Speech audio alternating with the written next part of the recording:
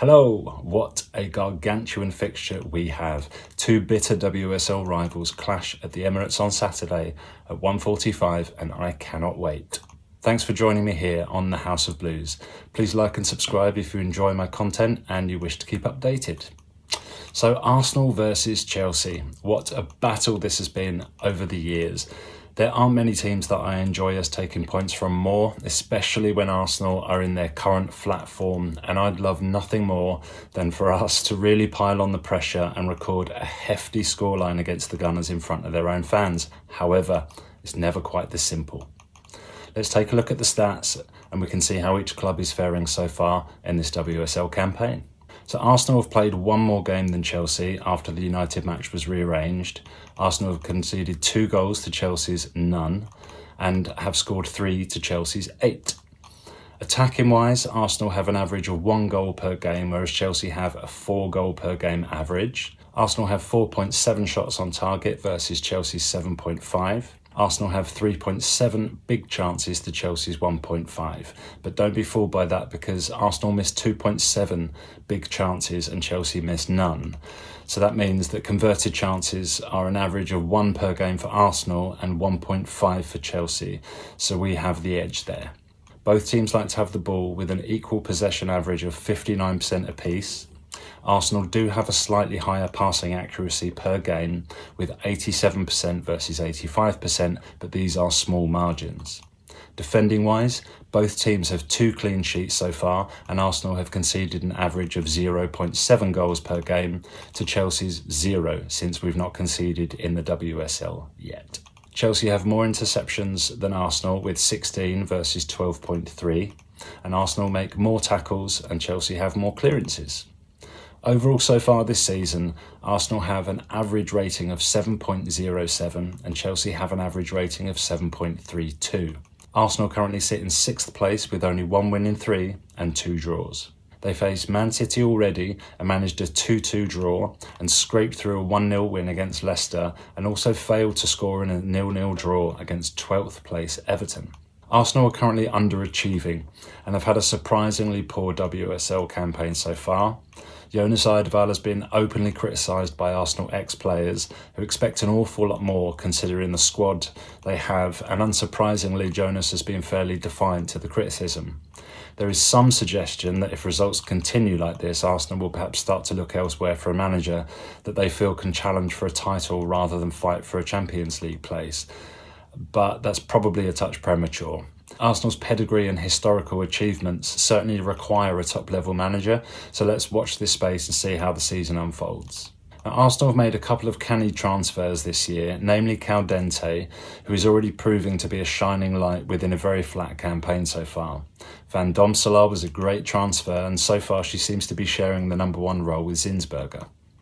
Comparing these 2 keepers tells a story of the likelihood of a changing of the guard in between the sticks soon. Zinsberger has been questionable in previous seasons and this year so far things aren't getting any better. Admittedly her numbers are poor due to a terrible finish against Bayern the other night in the Champions League, with Pernille Harder haunting her old rival by banging in a 13-minute hat-trick. However, Van Domselaar has kept a couple of clean sheets and ensured that Arsenal actually came away with some points in their WSL matches so far. Now, Zinsberger has a 71% save percentage, whereas Van Domselaar has an impressive 100%. Arsenal's team stats so far in this WSL campaign are mostly above a 7, so it's not that they're playing terribly, it's just that they're wasting opportunities they're making. If they manage to convert their chances, they'll become a threat, but as a rival, we can only hope that their bluntness continues, especially for this coming fixture against us. Arsenal have some dangerous players who we will need to quell somewhat, and other players who can influence the game and actually always seem to turn up against us. New signing Caldente is a concern and we'll need to make sure we suffocate her influence where possible, and McCabe will no doubt be at her best as she always is when facing us, and she's currently number 1 for creating big chances across all WSL teams. Now another player of concern is Marnham.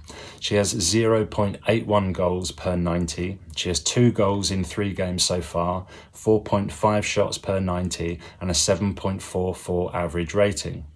Our comparative player is Guro Reiten with 1.01 goals per 90, 2 goals in 2 games, 3 shots per 90 and a 7.76 rating. Head-to-head results between Arsenal and Chelsea show that Arsenal have won 5 encounters to Chelsea's 10, and we have drawn 4 times. Chelsea will certainly give Arsenal a taste of excellence, much like Bayern did the other night, if the Gunners do not set up correctly against us. Chelsea have scored 18 goals in 5 matches, and we haven't lost in 6 matches, and we have 7 different goal scorers that Arsenal will have to be mindful of. I expect Arsenal will play a 4-2-3-1, with Cooney, Cross and Little sitting in front of their back line to prevent Chelsea's quick-fire passes and weaving, and they will try to force us to use the wings, and as soon as they gain possession from our advances, they will likely find ways to fire balls to Caldente, Mead and Marnham to then release Russo on the break. If we take our previous pre-season encounter as an indication of how they may play against us, we might be in for a frustrating game, as Arsenal use every possible means for slowing the pace down, and they want to make this a gritty and disappointing fixture, but we are the antidote to this negative approach, and I expect our inherent desire to play high-wire, exciting football will dominate and hopefully prevail, giving us the electric competition that we all deserve. My prediction for this game has flip-flopped in my mind the last few days with the distinct possibility for a draw. However, we are in much better form and spirits. We have given much of our squad a run already, and Sonia has already demonstrated that she knows the opposition intimately before kick-off, and I expect it will be no different here. I can see us conceding at the Emirates, and this will be a closer contest than form would suggest, so I'm going to go for a 2-1 victory for the Blues. So in other news, a huge congratulations to both Chelsea managers for each winning Manager of the Month in the EPL and the WSL. The work that Bonpastor and Maresca have put in is clearly paying off, and we hope this continues throughout the season and we can bag some silverware by the end.